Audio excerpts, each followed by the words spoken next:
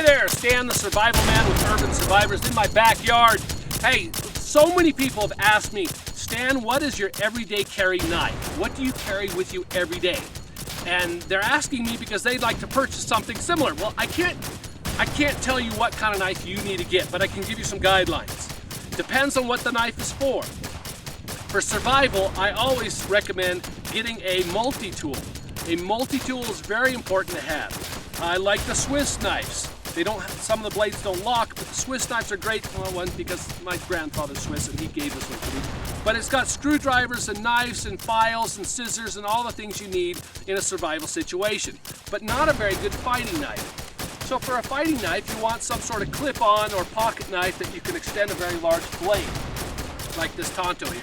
This one is a good clip-on knife. It's got a rigid locked blade and it's very sharp and makes a great fighting type knife. This one is the one I actually carry.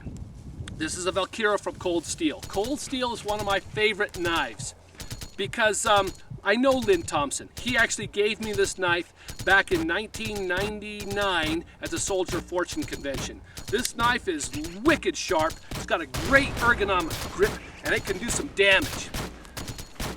This is a knife that I only use for fighting. It doesn't cut string, doesn't cut boxes. That's what my multi-tool is for. Also a favorite is the sheath knife for defense. A little bit harder to carry around, but oh, you gotta love a good sheath knife. This one is from my grandfather in World War I. He gave this one to me. The things to look for in a good fighting knife like this is a blood groove. Why a blood groove? Because when you stab it into someone, it wants to stick. So a blood groove releases that pressure, releases the vacuum so you can pull it out. It also has a hasp on the back, but it's not too severe that it's gonna stick into someone's ribcage and not come out.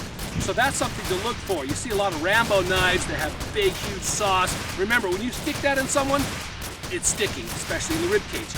When you're attacking someone, if you hit them in the belly or something like that, yeah, it'll go in and out pretty easy, but you're not gonna get a kill. A kill will be the triangle, or the head area, the throat, and of course the rib cage. But remember, when going into the rib cage, knives will like to stick. So think about what you want to purchase as far as that. Like I said, a lot of Rambo knives have some pretty extreme saws on the back. This was given to me by some of my students who are in special operations. I love this knife, extreme ratio. It's a good fight knife, got a fairly good balance, but it does have this huge jagged saw. So remember, when this goes into someone, there's a little more resistance when you're pulling it back out. Get them in the belly, you get a really here. So that's something to think about. This is a Laplander knife. I got this in Norway when I lived there. Love these blades. You've probably seen this type of knife as a fillet knife or a fish knife. They make excellent blades, very sharp, nothing to hang up on. Great fight knife. However, there's no hilt. So when you stab something, there's a tendency for your hand to slide down if your hand is wet or slippery. Remember, blood is pretty slick, and if you're in a fight, your hands get bloody, you're gonna be slipping and sliding all over the place. So if you don't have a hilt on a knife like that, tuck your pinky over the back of the pommel, and that'll keep you from sliding your hand down the knife. Something to think about. Those are great knives. And of course, here's the large version of that same knife, the machete version. Dang sharp. You gotta love these knives. Kind of expensive. You can also get into these knives that have a ring to lock your finger into, or like the trench knives, or like this one that looks like brass knuckles or a paperweight. These are great multi-fighting knives because one, it protects your hand, you can punch with it, and it has a very wicked blade on it. So multi-purpose. You can't switch the grips though, and when you're closing it, as you can see by my finger, you've got to be very careful because your finger can slip down the blade. Kind of hard to close. With this kind of knife, it's easy to switch grips. You can just switch like that from a back grip to a foregrip. So another thing to think about. Also get some training. Now tomahawks are quite popular. I love collecting weapons. This here is a authentic Viking battle axe. This blade head here is about 900 years old. I have another one that's over 1100 years old, but it's kind of fragile. But you can see, if some guy stuck this into you, it would kill you, especially if it penetrated into the chest area or into the head, chopping off arms and stuff like that. But what they learned is that when they struck people with it, it could go into the rib cage and then get stuck in their body as they drop down. And getting it out may slow you down while other guys around you attacking you. So what they did was they started putting a beard on the axe blades so that they wouldn't penetrate all the way in and stick. More of a chopping blade.